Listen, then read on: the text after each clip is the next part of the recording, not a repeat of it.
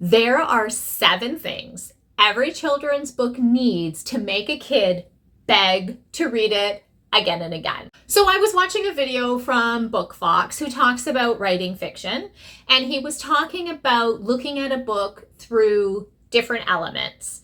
And I literally stopped and thought, wait a minute, can this apply to children's books? So, credit where credit is due. This is not my idea. This idea came from Bookfox, and I'm taking that lens and looking at it through the world of children's books. We as authors put so much into our children's books, the story, the character, the illustrations, the words, the message. But have you ever gone back to your book and looked at it through a different lens? I'm not talking about picking your book apart, not deciding that your book isn't good enough, but just asking the question, does my book have these things? Because whether your book is still a manuscript or it's already sitting on a bookshelf, we keep growing as writers. And sometimes we need to look at our book with fresh eyes. So here are 7 elements I think worth looking for in your children's book. We're starting with originality. And I'm not talking about, is your story completely original?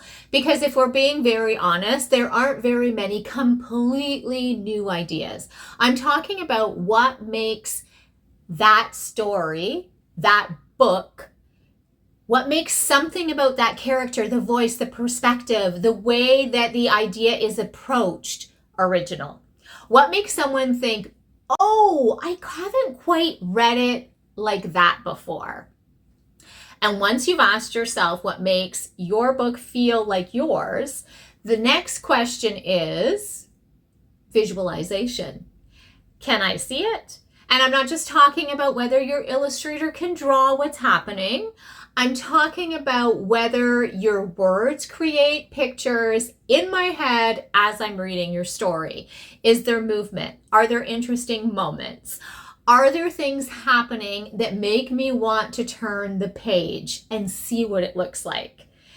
And sometimes we as writers describe everything, but we don't need to. We need to give the illustrator, we need to give the reader a little room to play. So that's the visualization test.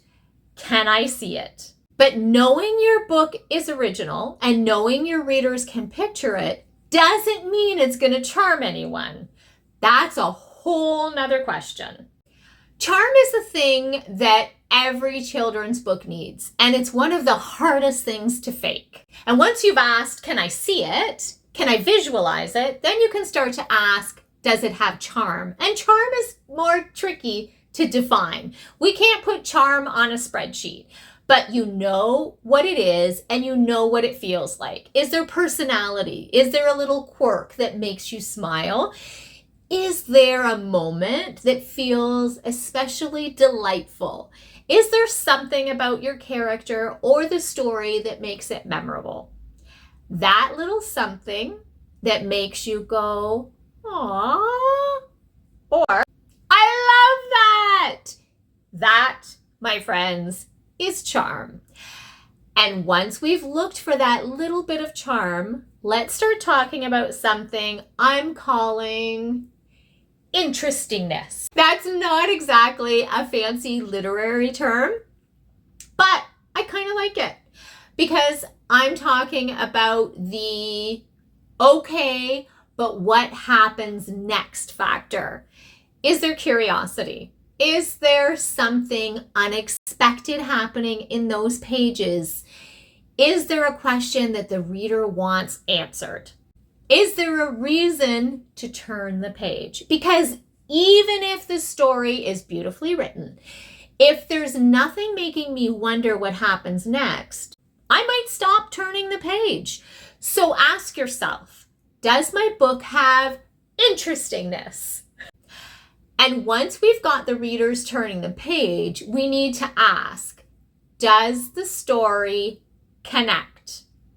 Connection can happen in a lot of ways. Does the kid recognize something from their own world in your story? Maybe it's a school friendship, maybe it's family, being scared, wanting to be independent, feeling left out, trying something new. I mean, the possibilities are endless. But connection isn't only about recognizing the situation. It's also about recognizing the feeling. A kid may never have experienced your exact story, but they may know exactly what it feels like.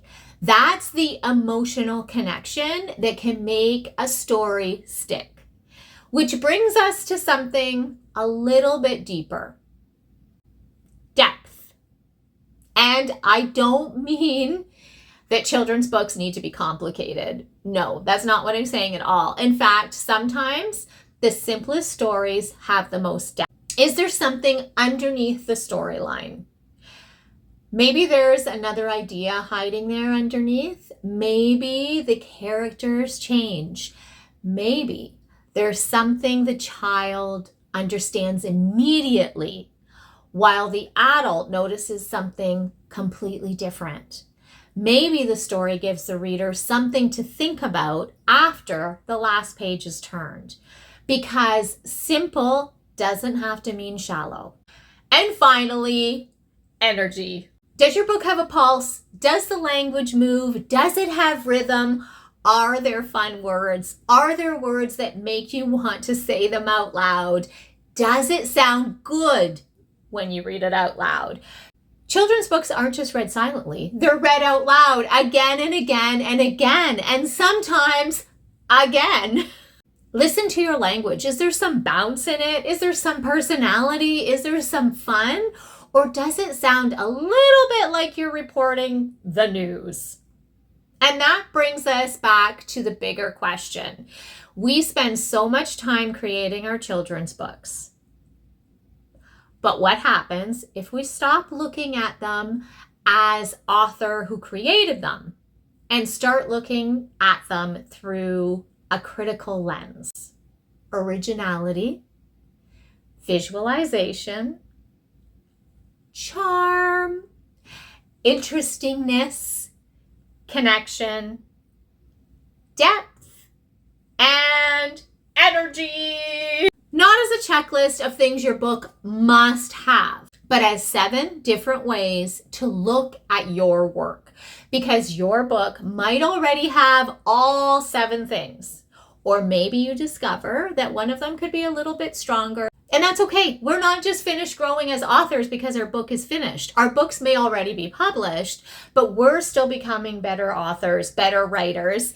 So maybe every once in a while, we just need to pick up our own book and we need to look at it again with a completely different lens. And honestly, you might be surprised by what you see and what you hear.